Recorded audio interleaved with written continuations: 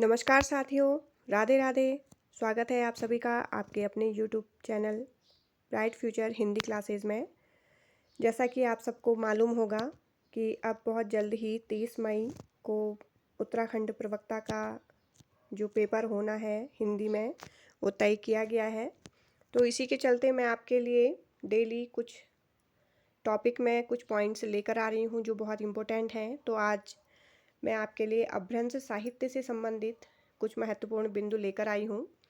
आप चाहें तो इन्हें नोट डाउन भी कर सकते हैं। और जो भी आज नए जुड़े हैं मेरे चैनल से वो जल्दी से चैनल को सब्सक्राइब कर दीजिए ताकि आपको मेरी आने वाली हर एक वीडियो आसानी से मिल सके। लाइक करिए, शेयर करिएगा। तो पहला पॉइंट देखिए जो कि बहुत बार पूछा जाता है एग्ज़ाम में। डॉक्टर रामकुमार वर्मा ने अपभ्रंश भाषा के प्रथम कवि स्वयंभू को हिंदी का प्रथम कवि माना है। तो अक्सर ये पेपर में पूछा जाता है कि डॉक्टर रामकुमार वर्मा ने किसे हिंदी का प्रथम कवि माना है अपभ्रंश भाषा के। तो इन्होंने माना है स्वयंभू को। दूसरा पॉइंट देखिए, स्वयंभू 8वीं सदी 783 ईस्वी के आसपास विद्यमान थे। स्वयंभू को ही जैन परंपरा का भी प्रथम कवि माना जाता है। तो इन्हें जैन परंपरा का भी पहला कवि माना जाता है और हिंदी का भी पहला कवि स्वयंभू को माना जाता है डॉक्टर रामकुमार वर्मा जी द्वारा। स्वयंभू के 3 ग्रंथ बताए जाते हैं। पहला पौमचर्यु, दूसरा रिट्ठणेमी चर्यु और तीसरा है स्वयंभू छंद। इनमें से पौमचर्यु और रिट्ठणेमी चर्यु बहुत बार पूछी गई ये रचना है कि ये किसकी है। तो ये है स्वयंभू द्वारा रचित। अगला पॉइंट देखिए, स्वयंभू को अपभ्रंश भाषा का वाल्मीकि तथा व्यास भी कहा जाता है। तो ये सभी पॉइंट इसमें बहुत ही इम्पोर्टेंट हैं। आप इन सभी को नोट करते रहिएगा। अगला पॉइंट देखिए, इसमें स्वयंभू ने अपनी भाषा को देशी भाषा कहा है। तो स्वयंभू ने अपनी भाषा को क्या बोला है? देशी भाषा। स्वयंभू के पौमचर्यु को उसके पुत्र त्रिभुवन ने पूरा किया। बहुत ही मोस्ट इम्पोर्टेंट ये पॉइंट है कि पौमचर्यु को किसने पूरा किया था। तो ये स्वयंभू के पुत्र त्रिभुवन ने इसे पूरा किया था। अगला पॉइंट देखिए, पौमचर्यु में राम का चरित्र विस्तार से वर्णित है। तो ये राम जी के जीवन पर आधारित है, ये राम के चरित्र पर। अगला पॉइंट है, शिव सिंह सेंगर ने अपने ग्रंथ शिव सिंह सरोज में किसी पुरानी अनुश्रुति के आधार पर 7वीं शताब्दी के पुष्य या पुंड कवि को हिंदी का प्रथम कवि माना है। तो ये भी एग्ज़ाम की दृष्टि से इम्पोर्टेंट है कि शिव सिंह सेंगर ने किसे हिंदी का प्रथम कवि माना। तो उन्होंने माना है पुष्य या पुंड कवि को, जो कि 7वीं शताब्दी के थे। अगला पॉइंट देखिए, आचार्य हजारी प्रसाद द्विवेदी के अनुसार यह पुष्य संभवतः अपभ्रंश का प्रथम कवि पुष्यदंत है जिसका आविर्भाव 9वीं सदी में हुआ। तो आचार्य हजारी ने बोला है कि शायद यह हो सकता है कि जो पुष्य या पुंड कवि हैं ये अपभ्रंश के जो प्रसिद्ध कवि पुष्पदंत हैं उन्हें ही शिव सिंह सेंगर ने पहला कवि माना है। अगला पॉइंट, सर्वमान्य धारणा है कि पुष्पदंत का आविर्भाव 972 ईस्वी में हुआ था। पुष्पदंत की जो प्रमुख रचनाएं हैं उनमें है 63 महापुरुष गुणालंकार, दूसरी है णय कुमार चर्यु, तीसरी है जसहर चर्यु। और इनमें से णय कुमार चर्यु और जसहर चर्यु ये बहुत बार पूछी गई रचना है कि ये किसके द्वारा रचित है। तो ये है पुष्पदंत की रचनाएं। अगला पॉइंट देखिए, इसमें पुष्पदंत के 63 महापुरुष गुणालंकार को ही महापुराण नाम से जाना जाता है। तो महापुराण का जो पूरा नाम है वो है 63 महापुरुष गुणालंकार। ये एग्जाम की दृष्टि से इम्पोर्टेंट है। अगला पॉइंट, महापुराण में 63 महापुरुषों का जीवन चरित्र वर्णित है। ये भी बहुत बार पूछा गया प्रश्न है कि महापुराण में कितने महापुरुषों का जीवन चरित्र वर्णित है। तो 63 शलाका पुरुष कह सकते हैं आप इन्हें। अगला पॉइंट, पुष्पदंत ने अपने चरित काव्यों में चौपाई छंद का प्रयोग किया है। अगला पॉइंट, पुष्पदंत ने साहित्य की रचना विशुद्ध धार्मिक भाव से किया है। अपभ्रंश और अवहट्ट में चौपई यानी कि चौपाई 15 मात्राओं का छंद था। पुष्पदंत को हिंदी का भवभूति भी कहा जाता है। तो हिंदी का भवभूति किसे कहा जाता है? पुष्पदंत को। आप इसे नोट कर सकते हैं। अगला पॉइंट, शिव सिंह सेंगर ने पुष्य कवि को भाखा की जड़ कहा है। ये भी बहुत महत्वपूर्ण है कि शिव सिंह सेंगर ने पुष्य कवि को क्या कहा है? तो इन्हें बोला है भाखा की जड़। पुष्पदंत ने स्वयं को अभिमान मेरु, काव्य रत्नाकर, कवि कुल तिलक आदि उपाधियों से विभूषित किया। अगला पॉइंट देखिए, हरिशेर ने अपनी धम्म परीक्षा में अपभ्रंश के 3 कवि माने। पहले हैं चतुर्मुख, दूसरे हैं स्वयंभू और तीसरे हैं पुष्यदंत। अगला पॉइंट, स्वयंभू ने चतुर्मुख को पद्धड़िया बंध का प्रवर्तक तथा सर्वश्रेष्ठ कवि कहा है। पद्धरि 16 मात्रा का मात्रिक छंद है। इस छंद के नाम पर इस पद्धति पर लिखे जाने वाले काव्यों को पद्धड़िया बंध कहा गया है। अगला पॉइंट देखिए, पुष्पदंत मान्यखेट के प्रतापी राजा कर्ण के महात्म्य भीम के सभा कवि थे। धनपाल वाक्यपति राज मुंज के कवि सभा रत्न थे, जिन्हें मुंज ने सरस्वती की उपाधि दी थी।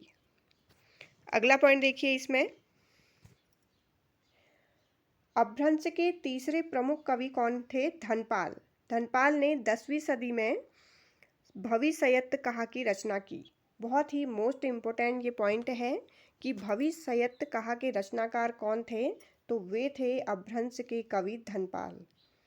अगला पॉइंट, 12वीं शताब्दी में जिनी दत्त सूरी द्वारा लिखित ग्रंथ उपदेश रसायन रास, इसका रचनाकाल है 1114 ईस्वी, को जैन रास काव्य परंपरा का प्रथम ग्रंथ माना जाता है। तो जैन रास काव्य परंपरा का पहला ग्रंथ किसे माना जाता है? ये है उपदेश रसायन रास, और इसके जो रचयिता हैं वो हैं जिनी दत्त सूरी। बहुत बार ये पूछा गया है कि उपदेश रसायन रास के रचनाकार कौन हैं? तो वे हैं जिनी दत्त सूरी। अगला पॉइंट, इसमें उपदेश रसायन रास अपभ्रंश भाषा का प्रथम रास काव्य है। अगला पॉइंट देखिए, रास काव्य परंपरा का हिंदी में प्रवर्तन करने का श्रेय भारतेश्वर बाहुबली रास, जिसका रचनाकाल देखिए 1184 ईस्वी, इसके रचयिता श्री शालिभद्र सूरी को है। तो ये भी आता है प्रश्न कि भारतेश्वर बाहुबली रास के रचनाकार कौन हैं? तो वे हैं शालिभद्र सूरी। अगला पॉइंट, उपदेश रसायन रास 80 पद्यों का नृत्य गीत रासलीला काव्य है। तो जो ये उपदेश रसायन रास है जिनी दत्त सूरी जी द्वारा लिखा हुआ, तो ये है 80 पद्यों का नृत्य गीत। अगला पॉइंट देखिए, इसमें अब्दुल रहमान द्वारा लिखित संदेश रासक पहला धर्मेतर रास का ग्रंथ है। और ये भी पूछा जाता है कि संदेश रासक के रचयिता कौन है? ये है अब्दुल रहमान।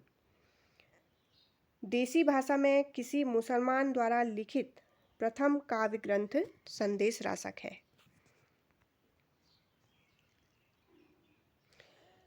इसका अगला पॉइंट देखिए, संदेश रासक एक खंड काव्य है जिसमें विक्रमपुर की एक वियोगिनी के विरह की कथा वर्णित है। तो संदेश रासक कैसा खंड काव्य है? ये एक ऐसा खंड काव्य है जिसमें एक स्त्री के विरह की इसमें कथा का वर्णन किया गया है, उसकी विरह दशा को दर्शाया गया है। अगला पॉइंट, विद्वानों ने उसका समय 12वीं सदी का उत्तरार्ध और 13वीं सदी का आरंभ माना है। अगला जो महत्वपूर्ण पॉइंट है वो है मुनि राम सिंह जैन साहित्य में सर्वश्रेष्ठ रहस्यवादी कवि कहे जाते हैं।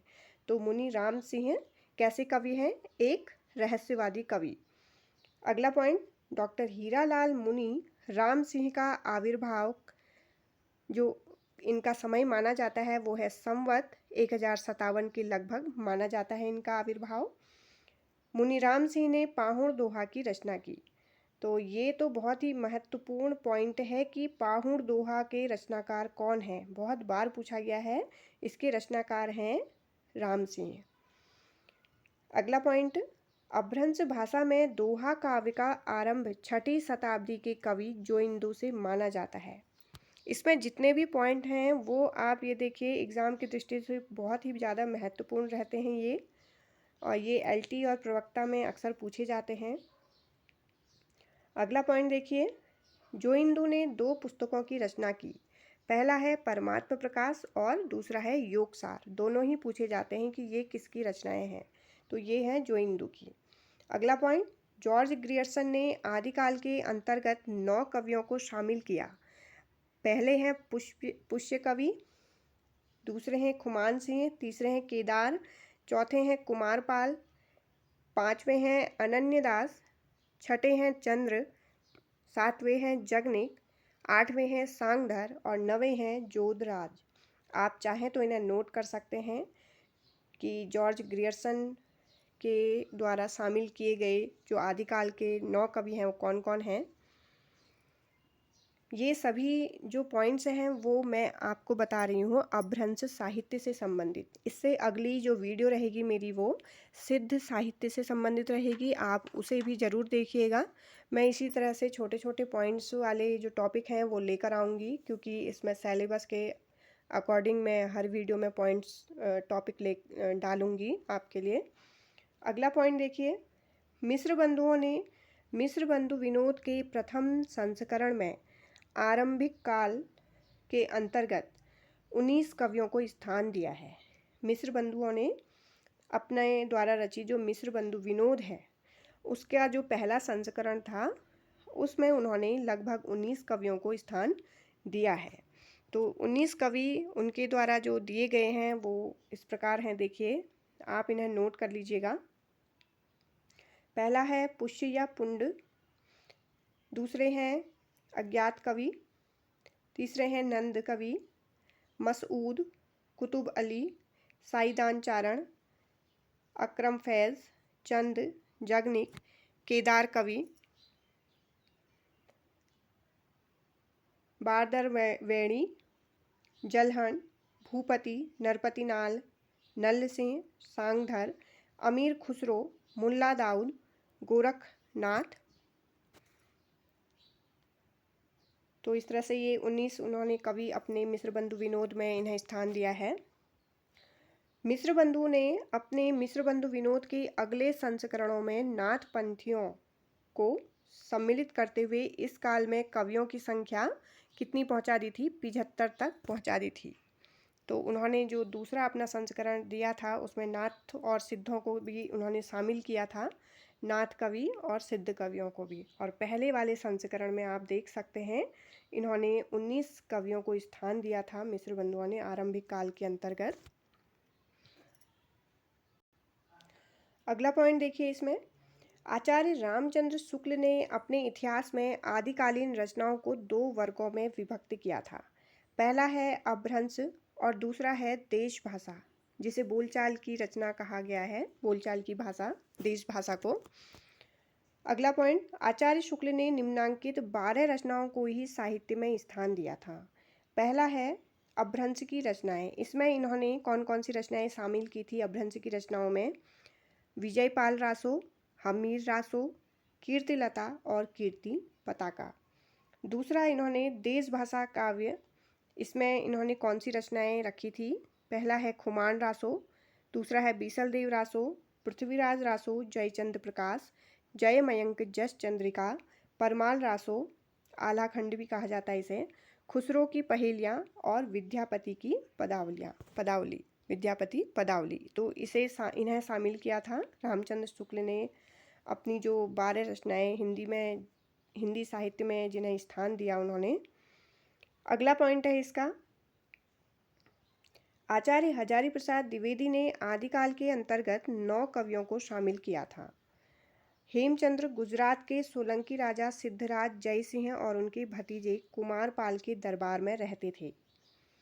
तो ये प्रश्न भी बनता है कि हेमचंद्र किनके दरबार में रहते थे? तो हेमचंद्र रहते थे गुजरात के सोलंकी राजा सिद्धराज जयसिंह और उनके भतीजे कुमारपाल के दरबार में। अगला पॉइंट, आचार्य के व्याकरण का नाम सिद्ध हेमचंद्र शब्दानुशासन था।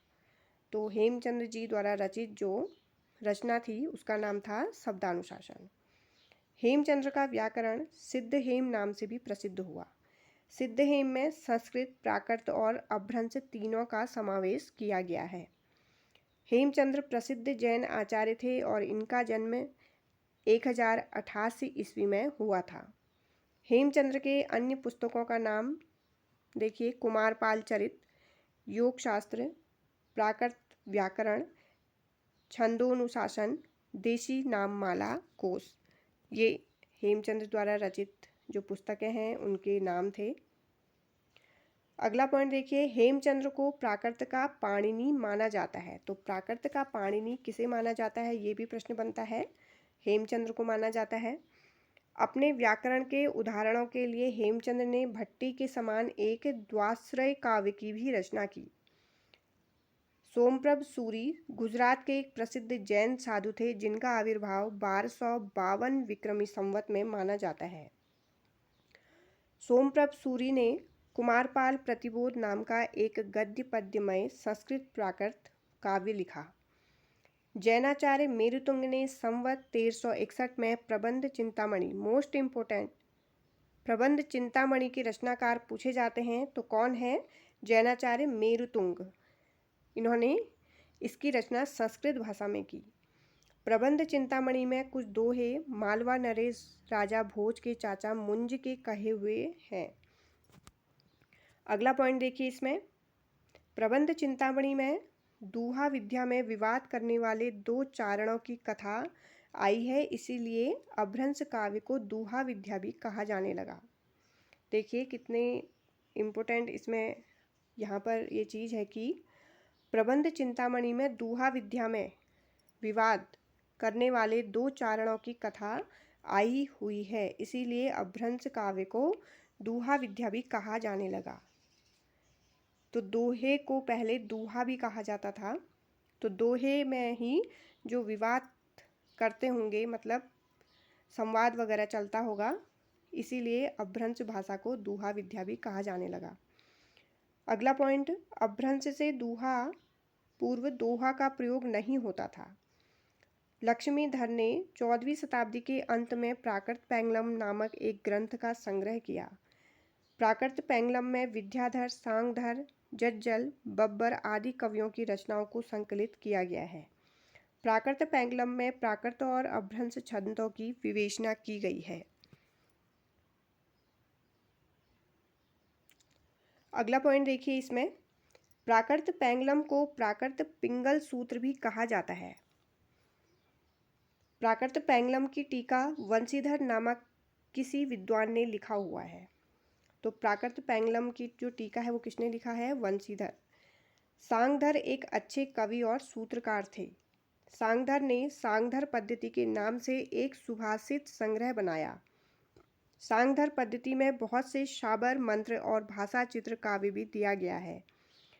आचार्य शुक्ल ने प्राकृत पैंगलम के कुछ छंद के आधार पर हम्मीर रासो ग्रंथ के अस्तित्व की कल्पना की, जिसका रचनाकार सांगधर को बताया। अगला पॉइंट, राहुल सांकृत्यायन ने जज्जल नामक किसी कवि को इसका रचयिता घोषित किया। हजारी प्रसाद द्विवेदी का कथन है कि हमीर शब्द अमीर का विकृत रूप है, जो किसी पात्र का न होकर एक विशेषण के रूप में प्रयुक्त हुआ है। तो हजारी प्रसाद द्विवेदी जी का ये मानना था कि जो हमीर शब्द यूज किया गया है वो अमीर का ही विकृत रूप है, जो किसी पात्र का न होकर एक विशेषण के रूप में उसे प्रयुक्त किया गया है। अगला पॉइंट देखिए,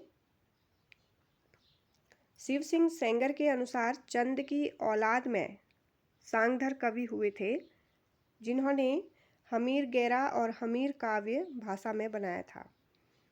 सांगधर कृत सांगधर पद्धति संस्कृत भाषा में लिखा एक पद्य कोश है, किंतु बीच बीच में देश भाषा के वाक्य भी उसमें आए हुए हैं। इसमें देखिए यहाँ पर एक प्रशंसा में शांगधर पद्धति में श्रीकंठ पंडित का संग्रहित यह श्लोक दिया गया है। और अगला पॉइंट देखिए, इसमें डॉक्टर बच्चन सिंह ने अनुमान व्यक्त किया कि शांगधर कुंडलिया छंद के प्रथम प्रयोक्ता है। बच्चन सिंह ने ये माना है कि जो शांगधर हैं वो कुंडलिया छंद के सबसे पहले प्रयोग करने वाले रहे।